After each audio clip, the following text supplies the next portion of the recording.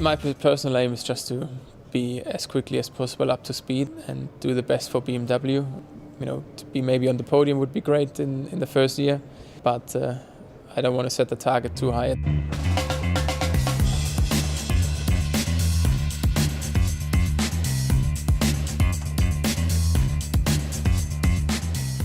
Had a lot of matches with Michael Schumacher and Sebastian Vettel on the plane or somewhere in a hotel on a racetrack. So I just need to find out who is a good chess player in DTM paddock.